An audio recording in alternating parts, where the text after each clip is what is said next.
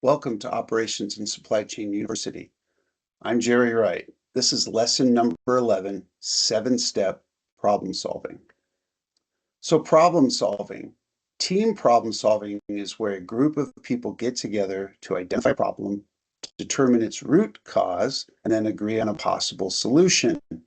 Team problem solving, if you think about it, is really about changing the current situation through teamwork. Here's my friend Armando Vega on the far left. He's a Lean Six Sigma Master Black Belt, and we worked together for many years. And he's leading a problem-solving session with his team. Now, there's problem phases and solution phases. Let's walk through those and how this problem solving works.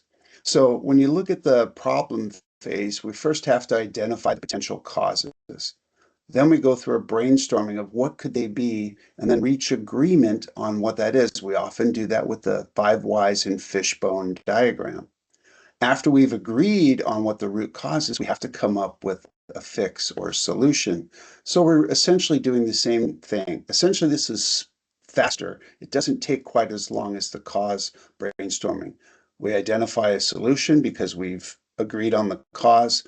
We brainstorm, are there other alternatives we should consider? We agree, and then we implement. And this all happens through time. So this is kind of the key thing. Now, keep in mind, in your mind, you go through this and do this very rapidly. But in terms of a team, you have to kind of slow down a little bit to get everybody aligned and on the same page. So let's talk about 7-step problem solving. There are just 7 steps. They're pretty straightforward. 1, recognize that there is a problem we need to resolve. For example, we're not making a decision or creating a plan. Making a decision could be part of the problem solving, but we're not just choosing something. We're actually trying to figure out what's going wrong. So clearly define the problem, write a problem statement of the deviation of the actual from the. So, for example, the oven should be at 275 degrees, but it's actually at 230 and we don't know why.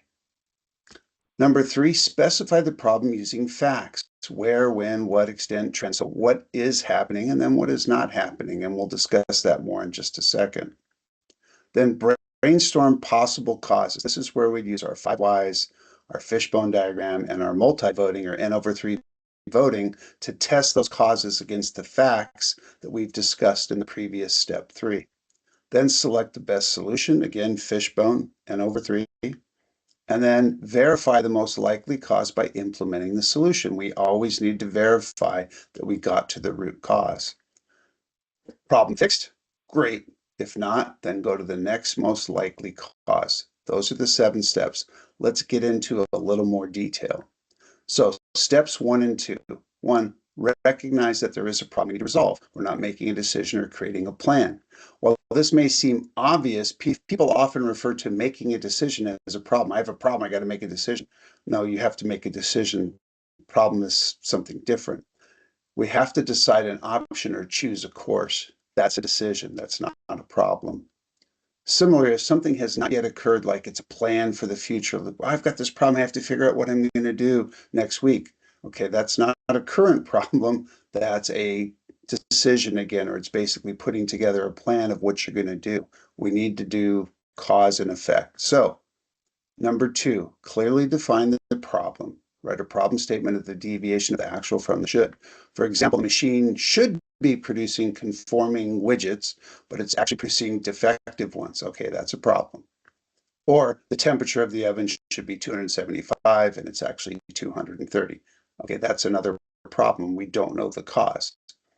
So that's good. If we're at those points, then we're in good shape. Now, problem step 3, this is the key one. This is where the scientific or rational method comes into place. Write down the problem and identify what the problem is, and maybe also what it is not. Like the oven's at 275, but it's not at, 300. When does the problem occur and when does it not? Well, it only happens on second shift. Oh, okay. Well, that's significant.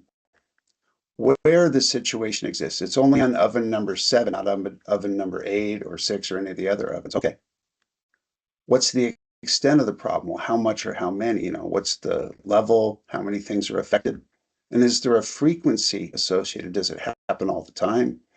Is there a trend? Is it increasing, dropping off? Is it static or varying? We need to think of all these describing factors to really properly identify our problem. All right, steps 4 through 7. Again, these are very straightforward. If you've cut through step 3, which is the tough one, we're good to go. Steps 4 through 7, brainstorm the possible causes like we did with 5 whys in the fishbone and n over 3, and then test them. If somebody says, well, the oven, it's should be at 275, it's at 230, and it appears that the thermocouple is not working properly. Okay, was that a realistic possible cause? Does it fit the facts? Yeah, it does. Okay, sounds good. Let's get further. Now, select the best solution. Is the best solution to try and repair the thermocouple or replace it? What is it? So we go through those alternatives and do our N over 3 voting. Then verify the most likely cause by implementing the solution. Okay, we changed the thermocouple and now the oven reads 275 and everything seems to be fine. Great, we're done. Now, if not, it was somebody's leaving the door open or the seals on the oven aren't good or the fan's broken and it's not convecting properly. Those are different things. But again, if you follow these 7 steps, you're going to be very successful in problem solving. Now let's go back through it using the guide. This guide is in your Lean Six Sigma Yellow Belt toolkit. It'll help you. You can print it out and use it as a reference. So first, we're going to start with the problem phase, right? We're going to identify all the possible causes by doing a brainstorm, and then we're going to come to agreement. So again, the number 1, number 2 things are the problem is we have a deviation of the actual from the should. We write it down.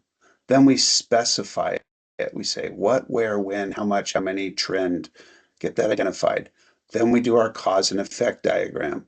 Then we do our N over 3 voting, and we've hopefully reached a most likely cause. Now we shift into solution phase. Now I identify all my possible solutions that would be the best solution, fastest, quickest, cheapest, easiest to implement. Then we list all the possible solutions and which one is closest to the perfect solution, right? That's the one we want to pick. Then we vote, we implement the agreed best solution, and then our final check is, did it work? Great. If not, we got to go all the way back to step 4 and then pick the next most likely cause and then go back through again. So again, the 7-step problem solving is very easy to do. Keep in mind in your head, you do this almost in just seconds. But as team problem solving, you really need to think about slowing down and being very deliberate with each phase so we all get on the right page. Now, if you like this concept of rational or scientific thinking, a great way to get more information is read the new Rational Manager. There's the older version I've shown here that I had back in the 1980s. But then there's the newer one, Effective Action Begins with Clear Thinking. Again, this is by Charles Kepner and Kepner Tregoe. Excellent, excellent resource for problem solving, decision making, failure modes, effects analysis, or what they call preventative problem analysis, and then just situational assessment. Great, great reading. Strongly recommend it. You won't be disappointed if you read these. All right, that's it for 7-step problem solving. Thank you.